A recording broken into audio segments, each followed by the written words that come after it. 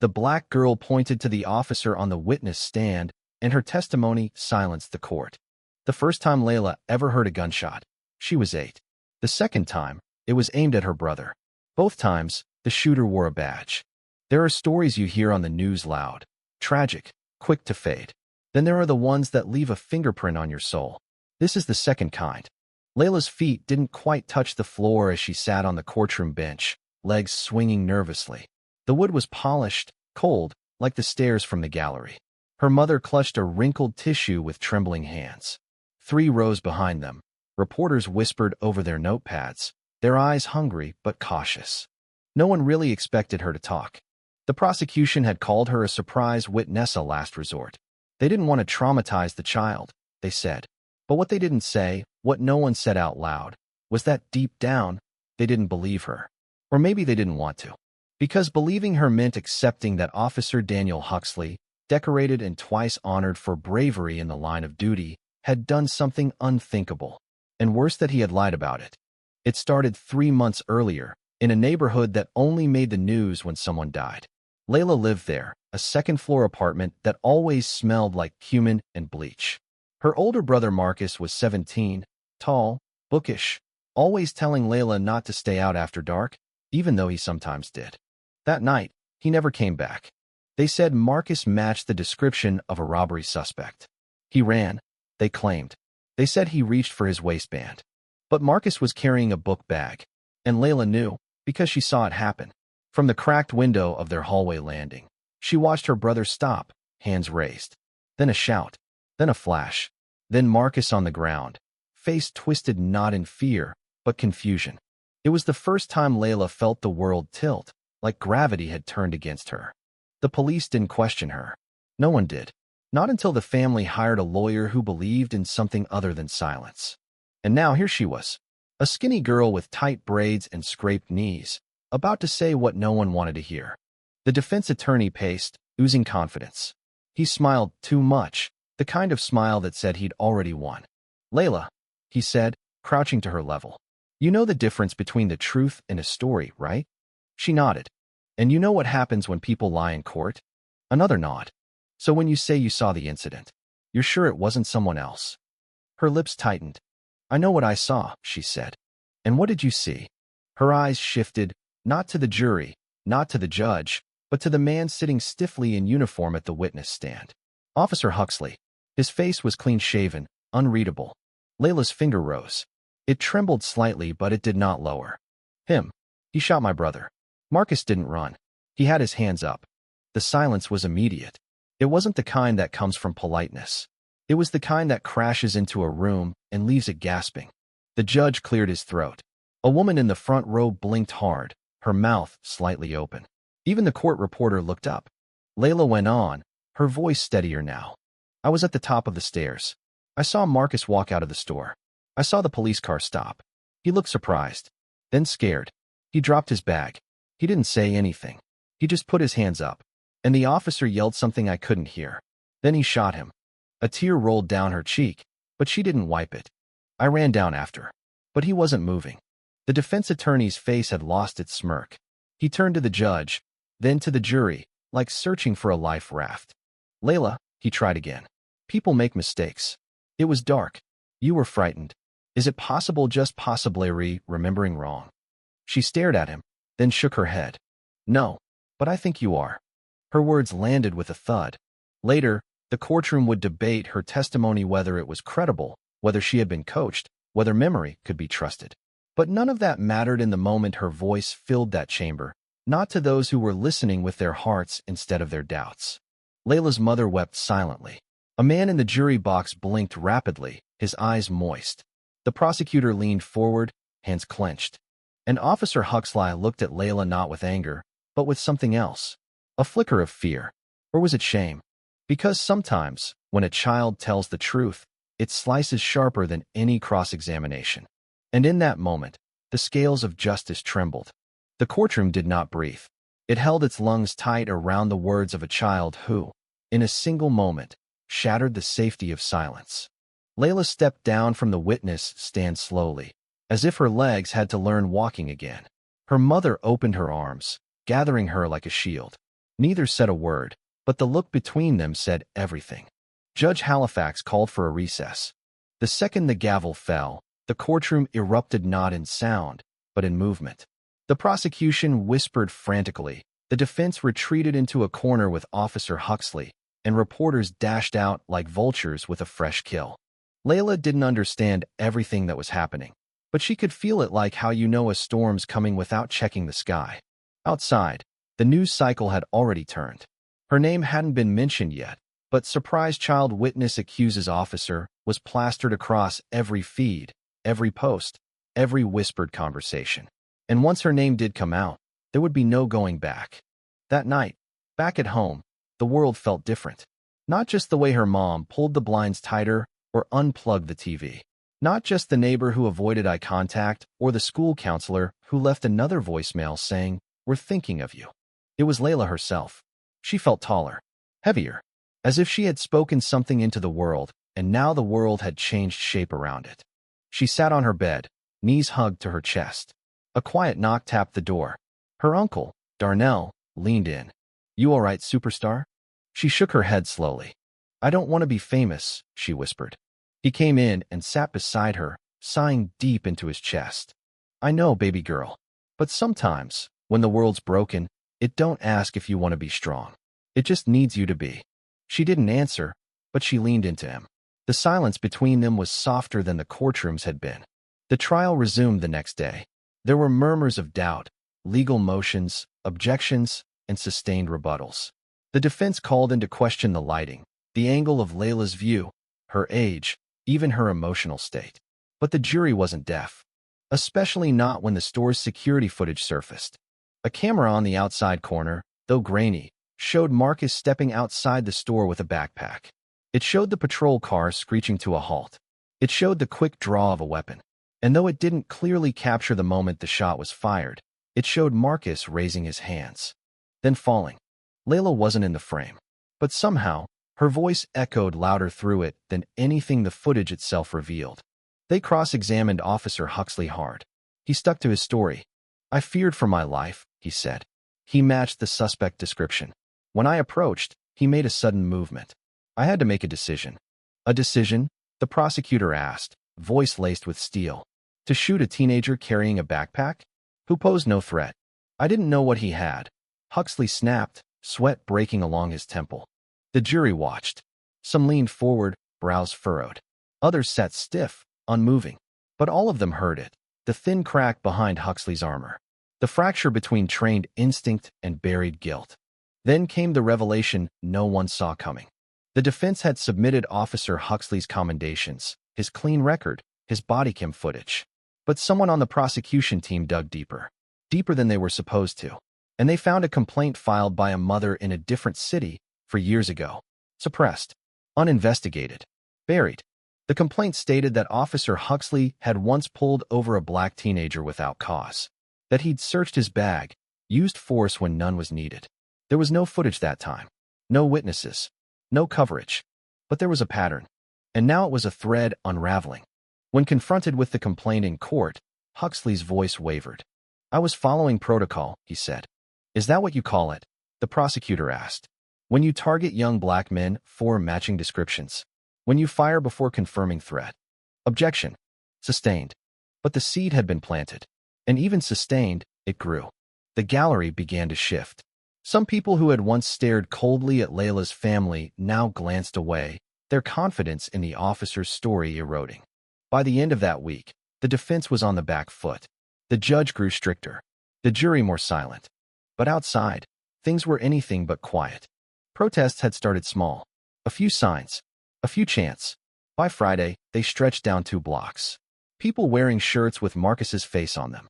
Others with "I believe Layla" written in bold.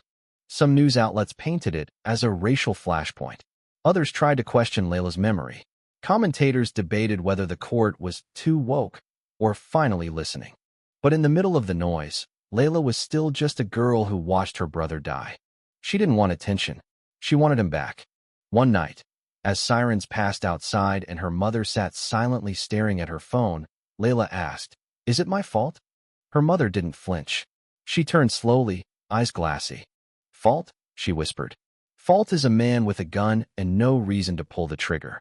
Fault is a system that trains him to fear your brother and then protects him when he pulls that trigger. You are not fault. You are truth. The final week of the trial came fast and slow at the same time. The prosecution rested. The defense pushed their closing arguments hard. She's a child, the attorney said to the jury. Children want to help, but sometimes they don't understand the full picture. He paced. This officer had seconds to decide. His job is to protect the public. If he hesitated, others could have been hurt. Then, with a soft voice, he added, "Don't let emotion cloud your judgment." That line stuck. Because emotion wasn't what had clouded things. It was silence. It was fear. It was a badge mistaken for truth. When the prosecution stood for their closing, they didn't raise their voice.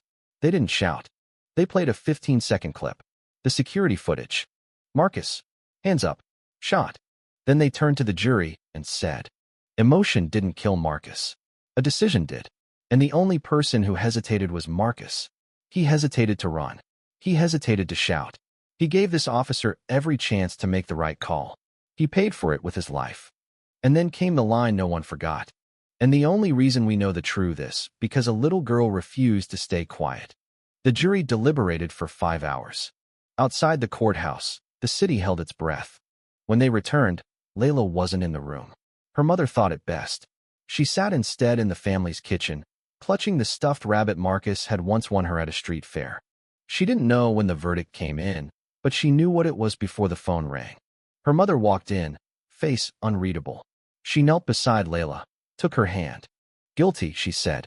Layla blinked. She didn't cry. She didn't smile.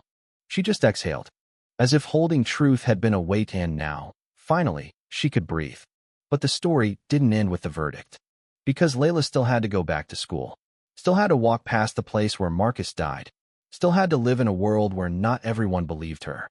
Some called her a hero. Others called her a liar. Some teachers pulled her aside to ask if she needed anything. Others avoided eye contact. But the thing about truth, it doesn't disappear when ignored. It grows. Layla's testimony was turned into a documentary. Her story was taught in classrooms. Policies were reviewed.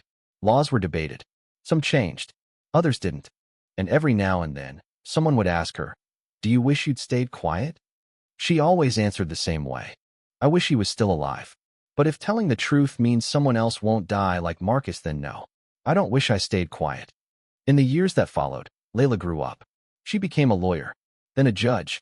And every time a child took the stand, trembling and scared, she remembered what it felt like to point her finger at power and be heard. For months after the trial, Layla couldn't walk into a room without feeling like every eye was on her. The grocery store clerk stopped asking how her day was. The crossing guard on 12th Street who used to give her gum now just nodded. Some people looked at her like she was dangerous, others like she was made of glass. What none of them said out loud was this: she had changed something. And people aren't always kind to change. The verdict had landed like a thunderclap. Officer Huxley was sentenced to 12 years for manslaughter. The judge called it a tragedy rooted in systemic failure. Activists called it a beginning. But for Layla, it didn't feel like anything had ended or begun. Marcus was still gone. The hallway still echoed in silence where his laughter used to bounce. The smell of his hair grease still clung to his pillow. His textbooks still sat on the shelf, unopened. One afternoon, Layla asked her mother, "Did the truth make a difference?" Her mother didn't answer right away. "Sometimes," she said finally, "the truth isn't a sword. It's a seed." Layla didn't understand what she meant, not yet. 3 weeks later, it began. The city council announced the launch of an independent review board for officer conduct, something people had demanded for years, always denied. But now, with national attention focused on Layla's case, they couldn't ignore it. Then came the new training mandate, de-escalation protocols, racial bias workshops, mandatory community hours. Officers who refused would be reassigned. Some resigned in protest. Others muttered under their breath about overcorrection and witch hunts. But change, once in motion, has its own gravity. Layla didn't attend the rallies. She didn't stand at the microphone or march with the signs that said, "Justice for Marcus." She didn't need to. Her voice had already been heard in a room where it mattered. Instead, she returned to school. But school had changed too. Some kids whispered. Some stared. A few even said horrible things. One boy in the lunch line muttered loud enough for her to hear. "I bet she lied just to get on TV." She turned, looked him in the eye, and said, "I didn't lie, but you just did." He didn't say anything after that. Her teachers were gentler with her, almost cautious. One gave her extra time on every assignment, even when she didn't ask for it. Another stopped calling on her in class altogether. But then came Mr. Fenn, her history teacher. One day, he set down a packet of papers on her desk. No special look, no soft voice, just a sticky note on top. "You're stronger than they know. I expect your best. Give it to me." It was the first time someone had spoken to her like she was normal, and Layla didn't know how much she needed that until it happened. Meanwhile, Officer Huxley's appeal was quietly denied. But his lawyers released a statement that echoed through talk shows and message boards. This conviction sets a dangerous precedent. Officers will hesitate. Communities will suffer. It was the same fear disguised as logic that had cost Marcus his life. Layla didn't respond to the noise, but her mother did. In a rare interview, she sat on a narrow couch, hands folded tightly in her lap. "They keep saying police will hesitate, but what they mean is they'll think. They'll breathe. And maybe, just maybe, they'll stop seeing my son as a threat and start seeing him as a boy." It went viral in a day. The video sparked new conversations. At town halls, in police stations, even at dinner tables that had never talked about race before. But not everyone was listening. One evening, as Layla and her mom left a library downtown, a man across the street shouted, "Lying brat, you ruined a good man's life." Layla froze. Her mother gripped her hand tighter and walked faster. But the voice followed them. "You're the problem. All of you. You make everything about race." And just before they rounded the corner, the man spat on the sidewalk and yelled, "She should have kept her damn mouth shut." Back home, Layla sat in the dark for a long time. Her mother brought her a glass of water. Layla didn't touch it. "Is it always going to be like this?" she asked quietly. Her mother set the glass down. "No," she said, "but it'll be like this for a while. Because truth doesn't just clean things up, it digs." There was a long pause. Digs what? Graves for lies. By spring, something inside Layla began to shift. She joined the debate club, not because she liked arguing, but because she had something to say. She volunteered at the community center, not because it made her feel better, but because she wanted to build something where Marcus had been broken. She wrote essays that her teachers read twice. One titled, "When Silence is a Weapon," another called "The Shape of Fear." But it wasn't until her 8th grade graduation that she realized the full weight of what she'd done. They asked her to give a speech. At first, she said no. She didn't want the attention. She didn't want the whispers. But then she remembered the little girl who had stood in front of a courtroom and told the truth while grown men tried to twist her words. She owed that girl something. So she stood on the stage, microphone shaking in her hand, and said, "I used to think being brave meant not being scared. But I was wrong. Being brave means telling the truth even when it scares you." She looked at the crowd. Some were nodding. Some were crying. It means saying someone's name when everyone else is trying to forget it. Marcus wasn't perfect, but he was kind. He helped me with my math. He made me laugh. He carried my backpack when I was tired. And he should still be here. Her voice cracked, but she didn't stop. "I didn't choose to be a witness, but I did choose not to lie. And if I could go back, I'd point my finger again." The applause was quiet at first. Then it built. Then it thundered. That night, when she got home, there was a letter in the mailbox. It was from one of the jurors. Layla read it twice before saying a word. "Dear Layla, when I was chosen for your brother's case, I didn't want to serve. I didn't want to sit in judgment.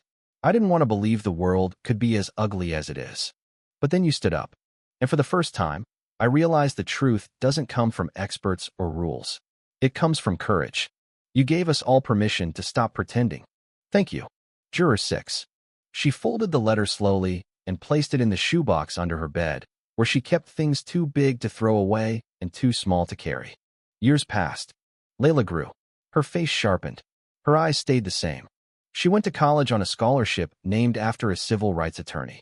She studied law, not because she believed in the system, but because she wanted to rebuild it from the inside. In her first year, during a seminar on ethical testimony, her professor asked, "Can a child's word ever outweigh an officer's?"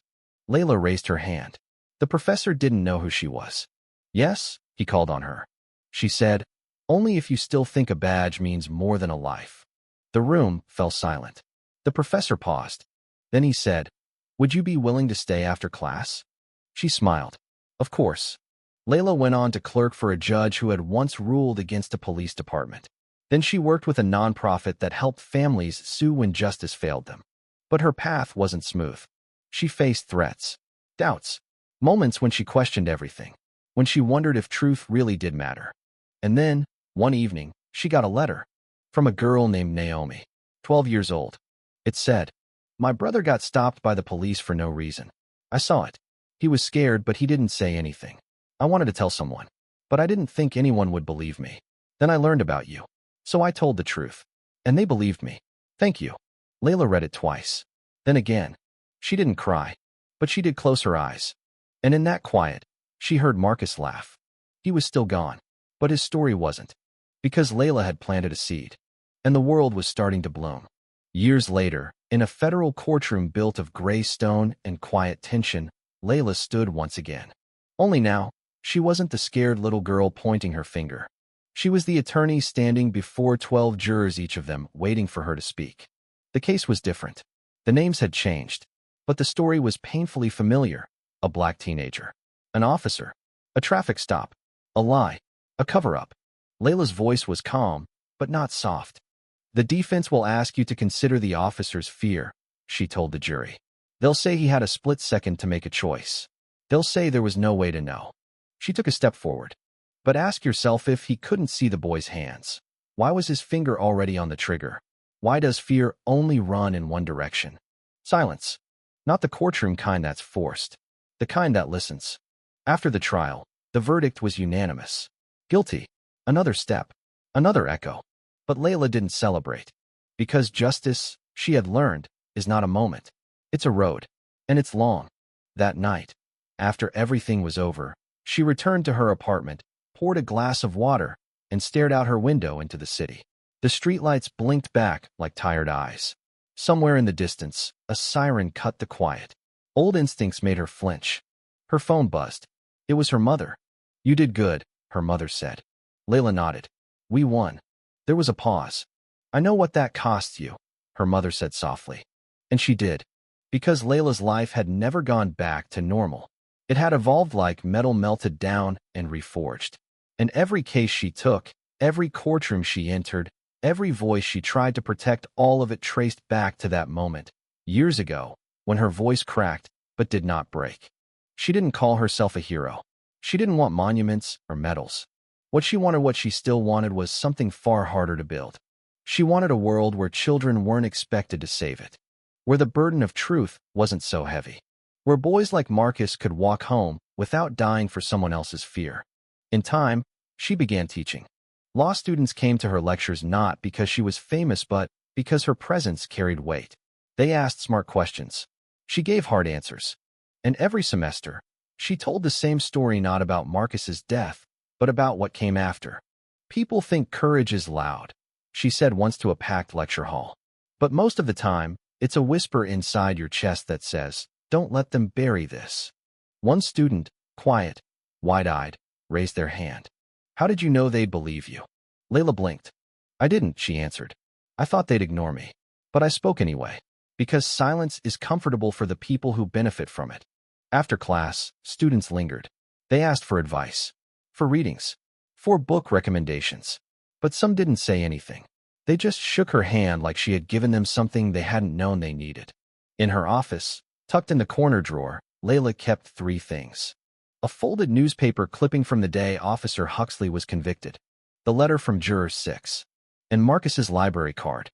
She didn't take them out often. But on the anniversary of the trial, of Marcus's death, of the day she stood up and pointed, she would lay them gently on her desk, as if remembering wasn't just an act of grief, but of defiance. One such anniversary, she received an email from the Department of Justice. They wanted her to speak at a national symposium on policing reform. She hesitated at first. These events were often more performance than progress. But something tugged at her. The morning of the symposium, she stood behind the podium, looked out across the marble rotunda, and said, "I've seen what silence does. I've seen it twist into policy, into fear, into statistics that we pretend are just numbers and not names. But I've also seen what one voice can undo. Not because it shouts, but because it refuses to lie. So here's my ask to you, those with power. When a child tells you the truth, believe them the first time. Because truth doesn't wait for permission. And neither will we. The audience rose in a standing ovation. Not because it was dramatic, but because something in her tone demanded it. After the event, an older woman with silver hair and fierce eyes approached her. "You're Layla Monroe," she said. Layla nodded. The woman placed a hand on her shoulder. "My grandson. He didn't survive his trial. But your story, it gave me peace I never thought I'd have. Thank you." Layla didn't know what to say, so she just held the woman's hand and let the silence say it for her. Later that night, Layla returned home and sat at her desk. She opened a blank document. At the top, she typed, "The Weight of the Finger." It would be the title of her first book. Not a memoir. A reckoning. She wrote through the night. She wrote about how hard it is to testify when people want you to disappear. About how the courtroom isn't always the place where truth lives. And about Marcus. Always about Marcus. He had been 17. He loved hot sauce on everything. He was terrified of dogs but pretended not to be. He used to tell Layla, "Don't ever let anyone make you feel small just to fit their comfort." She had taken that sentence and built her life around it. When the book was published, it shook the nation again. People called it raw, unforgiving, a masterpiece of modern justice. But Layla didn't care about the reviews. What mattered were the emails from mothers, from teachers, from teenagers, from officers who said, "I didn't understand, but now I do." What mattered was that truth so often silenced had made it onto shelves, had entered classrooms, had become part of the fabric. And yet, even with all of its speeches, the court wins, the change some nights Layla would still wake with tears on her cheeks. Because grief isn't a wound that heals. It's a companion you learn to walk with. She built a foundation in Marcus's name. It gave scholarships to kids of color who wanted to study law. The first recipient was a girl named Ava who said, "I want to be brave like Layla." But Layla knew bravery wasn't a performance. It was persistence. And so she persisted. In time, she was nominated to the state Supreme Court. During her confirmation hearing, a senator tried to rattle her. "You've spoken out often about systemic racism in law enforcement," he said. "Do you believe all officers are racist?" Layla looked him dead in the eye. "I believe systems protect the powerful. And I believe we're all responsible for what we protect." The room fell still. She was confirmed by a narrow margin. But she was confirmed. And when she took her seat, black robe flowing, gavel in hand, name etched in marble, she thought of her brother. Of the stairwell. Of the first shot. Of the silence that followed. And of the sentence that changed the world. "Him. He shot my brother." Layla never stopped saying his name. Never let it become a statistic. Because Marcus Monroe was not a mistake. He was a boy. And because a little black girl once pointed with her trembling finger and silenced a room built to ignore her. She had changed that room. And then, she changed the world. The end. Thank you for listening. If you find it interesting, please like and subscribe to follow the next stories.